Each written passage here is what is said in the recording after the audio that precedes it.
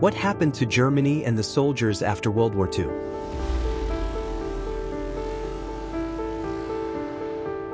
World War II left an indelible scar on the world, with Germany at the center of one of the most destructive conflicts in human history.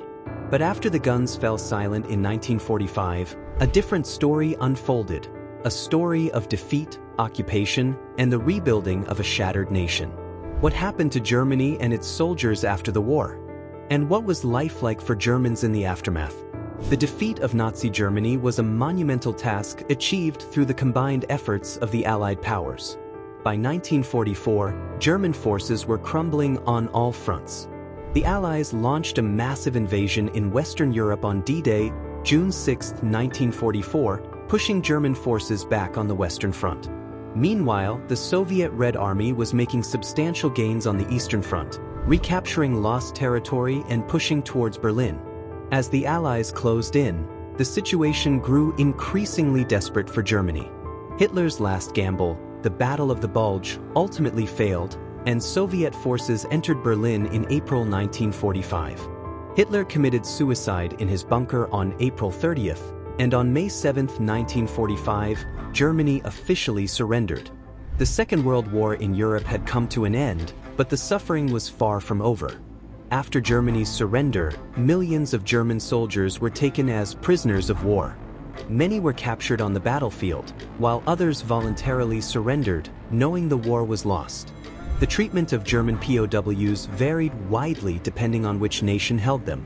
The United States and Britain generally adhered to the Geneva Conventions, providing adequate food and shelter, though conditions were far from comfortable. The fate of German soldiers after World War II. When World War II ended in 1945, Germany was in ruins, its armies defeated, and its soldiers captured. Over 3 million German soldiers were taken as prisoners of war by the Allies. What happened to these men after the surrender, and what kind of lives awaited them back home? Once Germany surrendered, Allied forces took millions of German soldiers into captivity. Some were captured in the final battles, while others voluntarily surrendered, understanding the war was over. Their treatment varied widely, depending on which country held them. In camps run by the United States and Britain, conditions were challenging but generally humane. Adhering to the Geneva Conventions, the US and Britain provided basic food, shelter, and medical care, though these camps were often crowded and uncomfortable. Many POWs were assigned to work on local farms or in industries, helping with post-war reconstruction efforts in Allied countries. In the Soviet Union, however, German POWs faced far harsher conditions. Viewed as fascist invaders, German soldiers were often treated as enemies rather than POWs. Many were sent to forced labor camps and assigned to work in grueling conditions in mines, forests, and factories.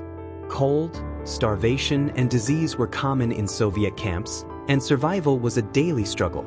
It's estimated that nearly 1/3 of the Germans held in Soviet captivity did not survive due to the severe conditions. While most POWs held in the US and Britain were released within a few years, many German soldiers in Soviet captivity waited much longer. Some were not freed until the early 1950s. Returning soldiers came back to a homeland forever changed. German cities were destroyed, and food shortages were common. These men returned to find families scattered and lives disrupted. Reintegration was difficult.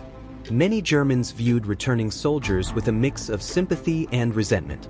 Some blamed the soldiers for Germany's losses, while others felt ashamed of the war. These former soldiers faced physical and psychological scars and a society still recovering from the trauma of defeat. The fate of German soldiers after World War II is a story of endurance and struggle.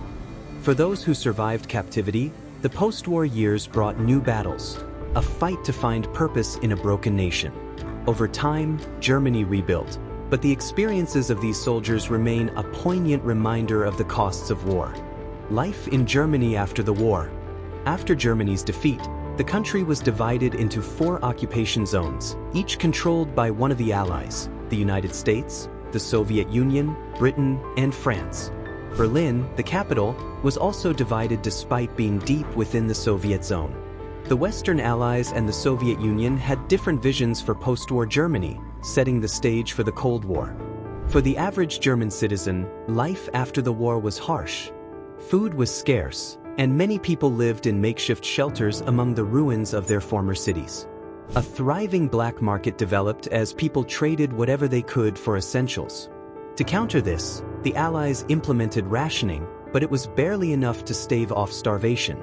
Many Germans were traumatized, mourning lost family members and grappling with the destruction of their country. One of the first steps taken by the Allies was denazification, a process aimed at purging German society of Nazi influence. Leaders of the Nazi regime were tried at the Nuremberg trials, where many were convicted for crimes against humanity. Ordinary Germans were also scrutinized, with some being barred from professional roles or even prosecuted. But the process faced challenges, as many Germans saw denazification as punishment rather than justice. By the late 1940s, Western Germany's economy began to recover, thanks in large part to the Marshall Plan, an American initiative that provided financial aid for Europe's recovery. Factories were rebuilt, and cities slowly rose from the rubble.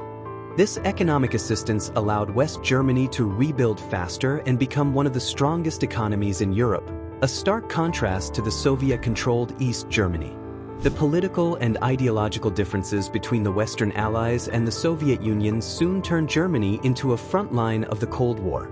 In 1949, Germany was officially split into two separate countries: the Federal Republic of Germany, West Germany, and the German Democratic Republic, East Germany. This division would define German life for decades, with families split apart, different political ideologies, and, eventually, the construction of the Berlin Wall. The legacy of post-war Germany. World War II left Germany in ruins, both physically and psychologically. The journey from a defeated, divided nation to a unified, democratic, and prosperous country was long and painful. The experiences of German soldiers, POWs, and civilians shaped a collective memory of suffering, rebuilding, and, ultimately, reconciliation. Today, Germany remembers its past as a powerful reminder of the costs of war and the resilience of its people. As we reflect on the aftermath of World War II, it's important to understand the profound impact it had on Germany and its people.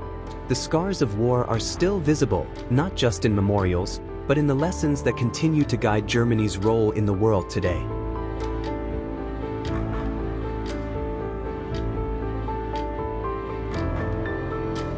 Thank you for watching. If you found this video informative, please like, subscribe, and share for more content like this.